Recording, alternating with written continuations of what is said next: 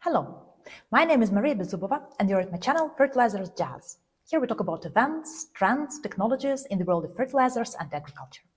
Please subscribe to the channel, put like to this video, and let's jazz. Today I'm thrilled to reveal to you a very hot and important topic related to US tariffs, and specifically tariffs for shipping.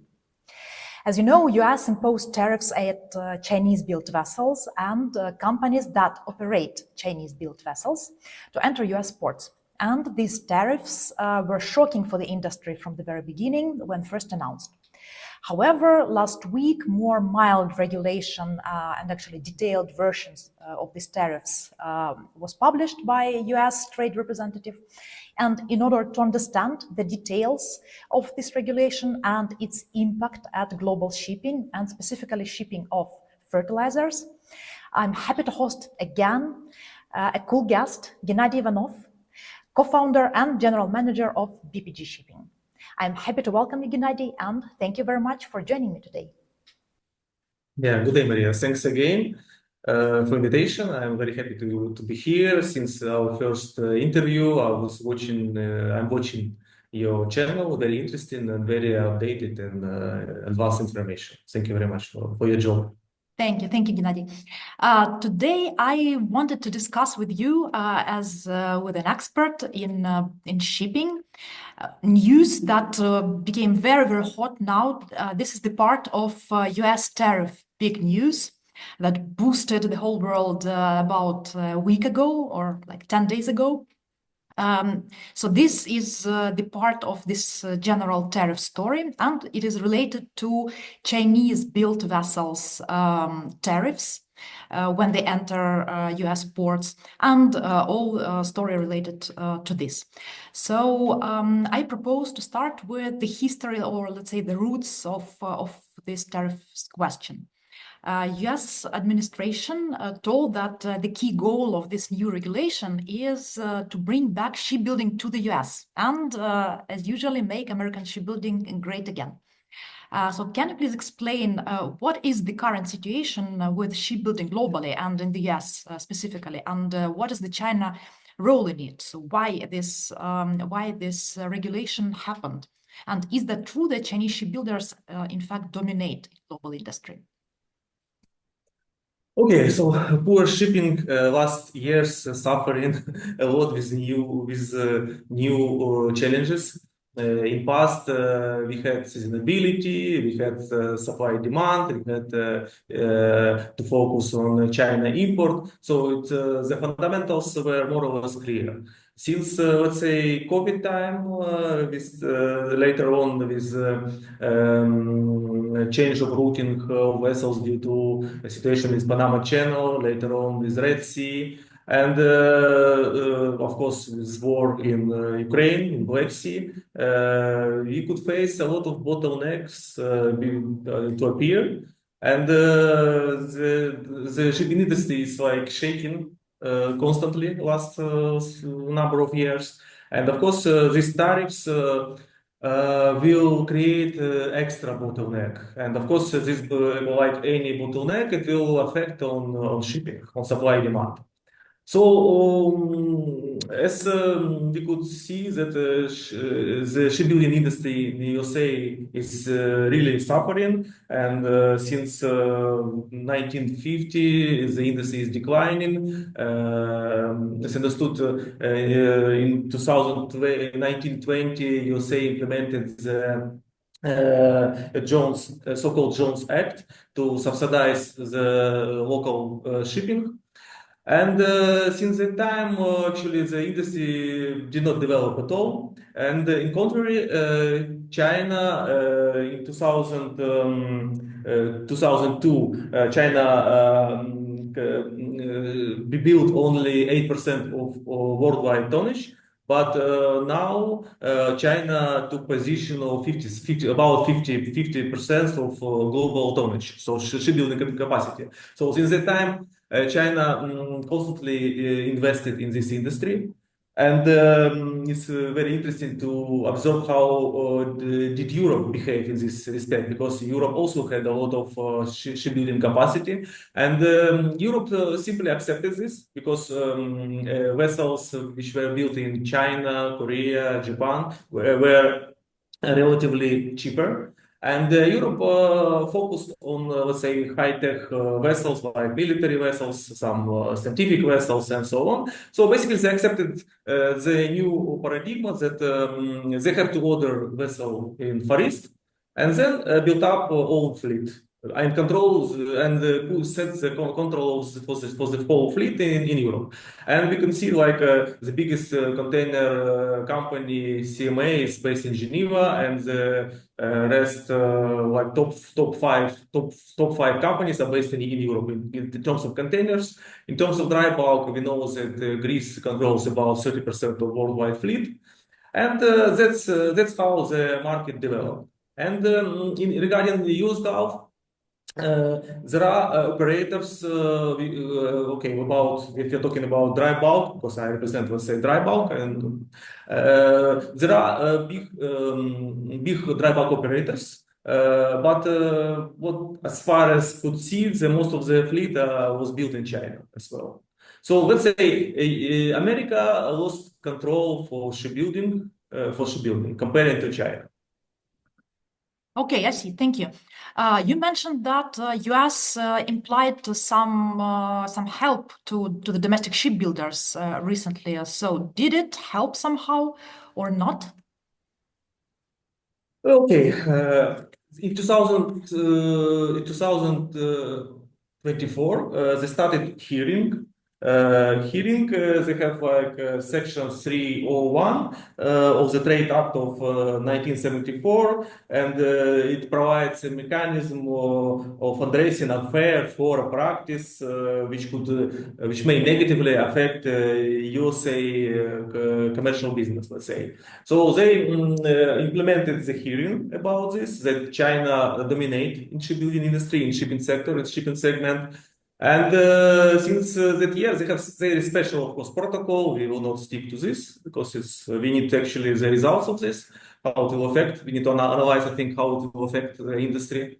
And since there were several hearings, one of the latest hearings was end of March, and it was interesting that in prediction of the results, the market reacted, especially talking about dry bulk, quite interesting.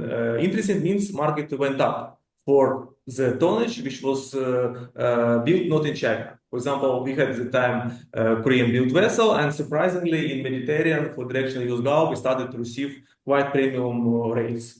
And it was about 25, 26 March, as far as I remember. Then they declared the outcome that they plan to implement the penalties like tariffs like 1,500,000 for every call. And there are a lot of other, let's say, tariffs ideas. And all these tariffs, all these ideas, they invited market experts to provide their opinion how it will affect. So at the end of the day, on 17th April, they issued the, let's say, final version, this United States Trade Representative Committee, and it's consists of several annexes. But in terms of dry bulk, there is quite interesting Annex 1 and Annex 2, which I suggest we could go through and try to understand what's going on. Yes, definitely. So, yeah, sorry. Definitely. So, can you please explain which companies, first of all, and which vessels will be subject to this new regulation? And what about exemptions? Because there are several exemptions, and actually not several, but quite a lot, as far as I understood. So, who will be the main target of this regulation? Okay, the main target, of course, is China. Yeah, so they, as I mentioned, there are several annexes, but we will consider Annex 1 and Annex 2, which are related to dry bulk vessels. So Annex and containers, but we will focus, of course, on dry bulk. So Annex 1, it's service fee on Chinese vessels, operators, and owners. So basically, it's the fee which are related to all Chinese fleet, Chinese-built vessels. The tariff is based on net registered ton, and it will be implemented in October 14. And generally there is a grace period 6 months for the companies to think over how they will survive, to adjust their strategies, and so on. Basically, it's quite wise decision to have grace period before implementation of any rules. Otherwise, it will create again unnecessary bottlenecks on the market. Considering that USA has quite big export and import, and they depend on that. So basically, if you are talking about Chinese-built vessels, they suggest that from October 14, it will be tariff 50 tons for net registered ton. And as example, if you have standard handy size 32 deadweight from the October 14, each call will cost about 400,000. And in case of $140, which is supposed to be applied on 17th April 2028, the same vessel penalty will be 1,141,000. If we are talking about big vessel, Ultramax, which is one of the most, let's say, popular size for USA import-export, it's respectively 1 million and 2 and 3 million. So it's quite big penalty. If you calculate for metric ton, it's at least $10 for handy size and about $15 for every Ultramax call starting from October 14. So this for Annex 1, which is related to purely Chinese-built vessels. They issued also the Annex 2. It's a service fee on vessels operators of Chinese-built vessels. It applies fees on non-Chinese operators of Chinese-built vessels entering USA ports. It's again calculated as per net ton, and the most interesting that there are exceptions for this annex too. So the significant exceptions includes ships which are coming in as empty or in ballast. Accepting vessels arriving in ballast aims to promote USA export versus imports. Vessels under 80,000 metric ton deadweights. Voyages of less than 2,000 nautical miles.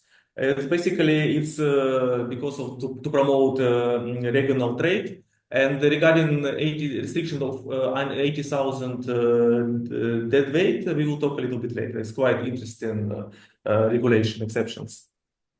Also, for Chinese built vessels, could be 3 years suspension in case owners order or take delivery of USA built vessels. So it's again one of the measures to support USA building. Potential cost in this case, as per Annex 2, could be 146,000 and 269 accordingly for vessel handy size, and about 400 and 700 for vessel Ultramax.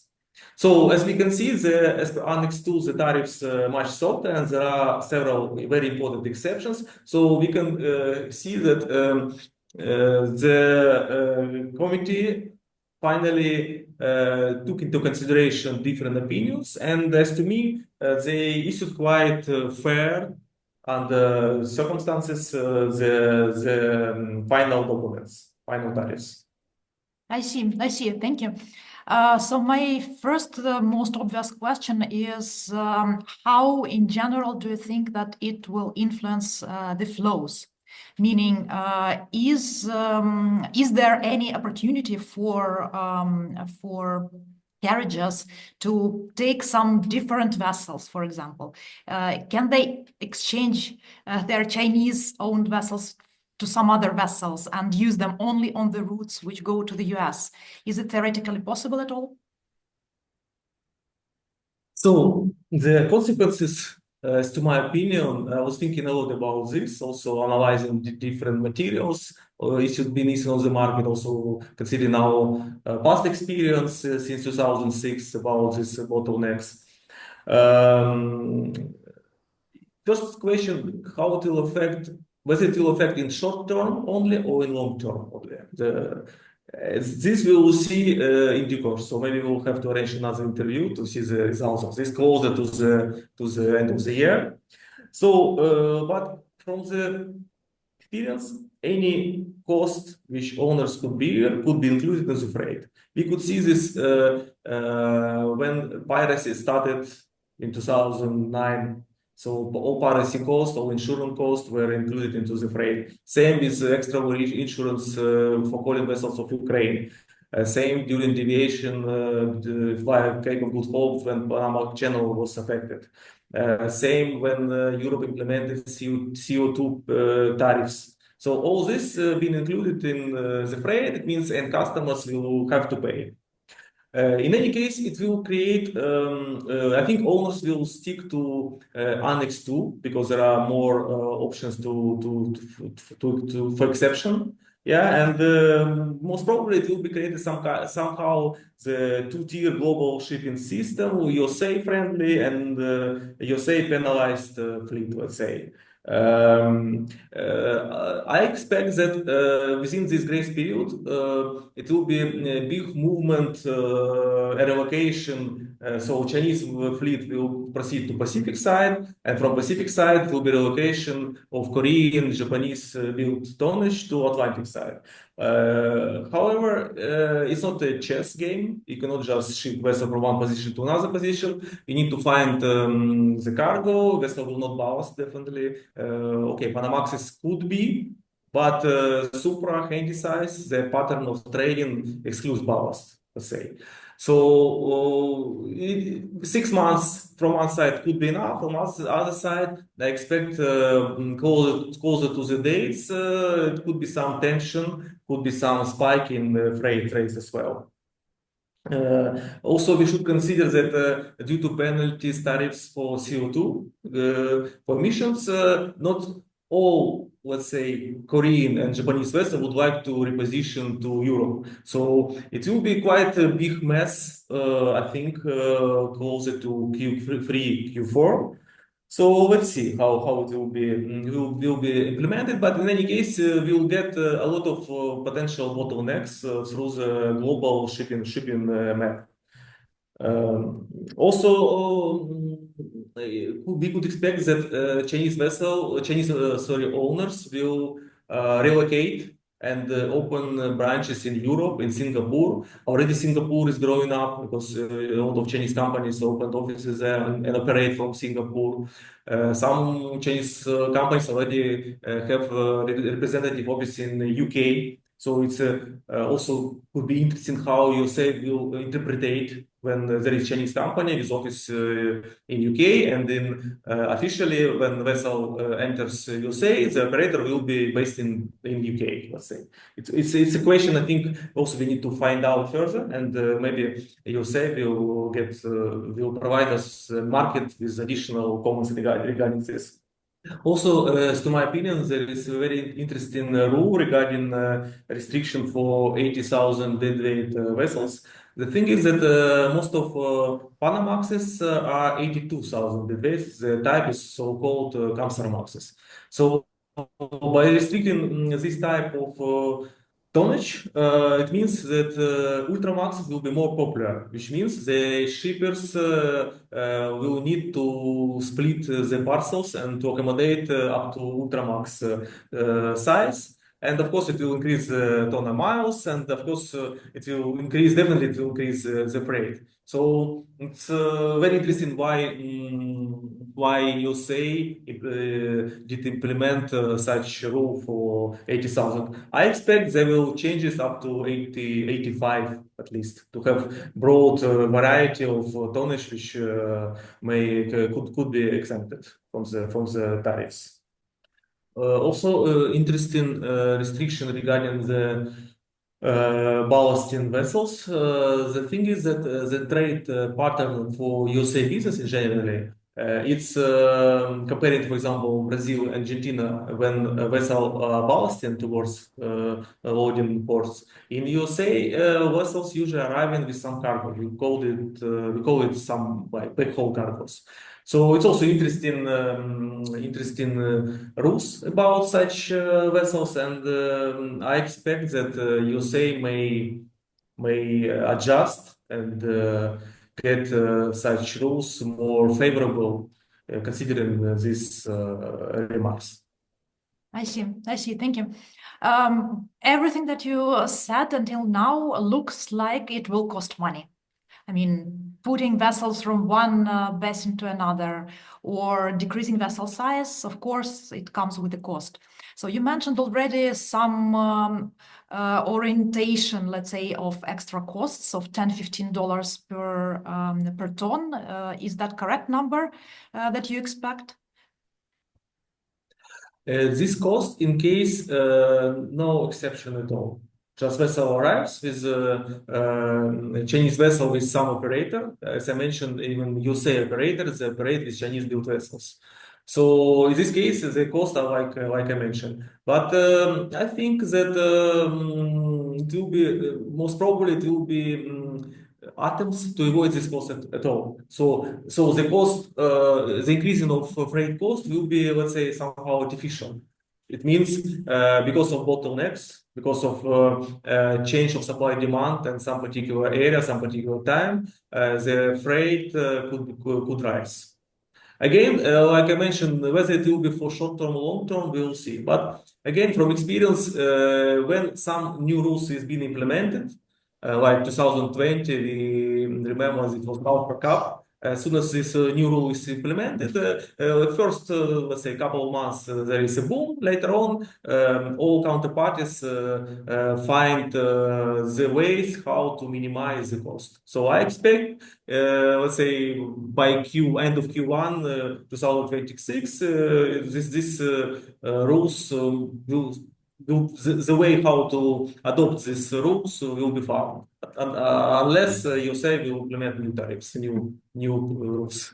Yeah, So we'll see. which is definitely very volatile now. We will see what happens. And what is your opinion? Will this regulation help US shipbuilders actually? So the ultimate goal, will they achieve the ultimate goal? It's a big question. I think that any restrictions should be related to competition. So by adding the tariffs, by adding the increasing the cost, for example, raw materials, when America should import a lot of raw materials. And raw materials usually being imported by big vessels, big size vessels. Okay, post-Panamaxes, Capesizes, and the cost of these materials will be increased because of tariffs.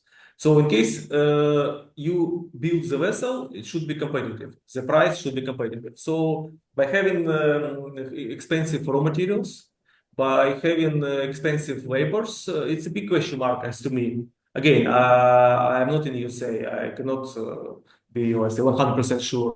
But logically, considering the market concepts, the final price for USA-built vessels will be much higher than in China, Korea, or Japan. I see. Yeah, that will be interesting to see how it develops. And finally, I propose to make a small zoom into fertilizers, actually industry. I would say fertilizers and grains, because it is these are two industries which go hand in hand in terms of shipping.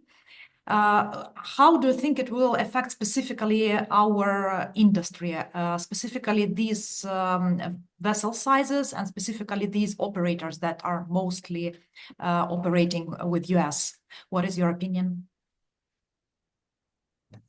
The beauty of global freight market is pretty much interlinked. So in case of bottleneck in one part of the world, it will affect on another part of the world. So in any turbulence in freights definitely will affect the end customers of grain and fertilizer. Also considering that we are facing to grain season in Black Sea, new crop in July.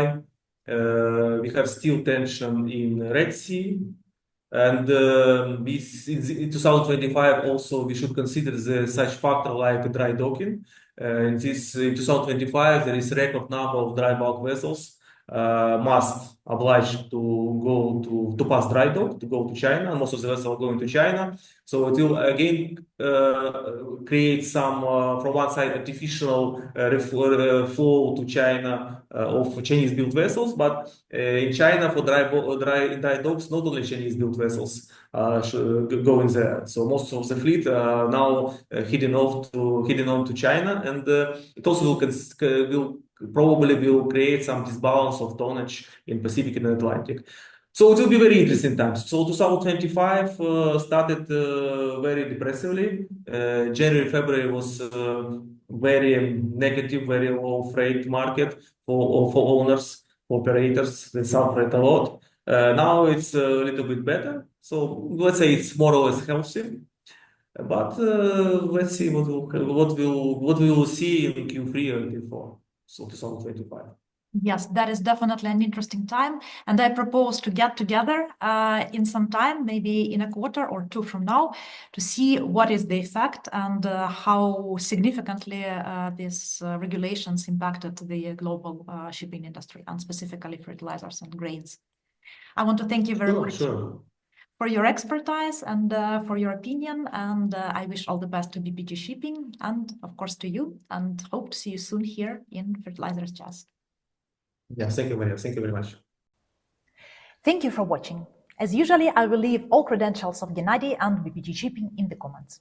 Please let me know in the comments which other details regarding US tariffs you would like to understand, and I will be happy to do so with Gennadiy. Also, we agreed with Gennadiy to follow this topic very closely. So we will meet here in Fertilizers Jazz in some time and discuss what is the actual impact of these regulations. Please subscribe to the channel, put like to this video, and see you soon.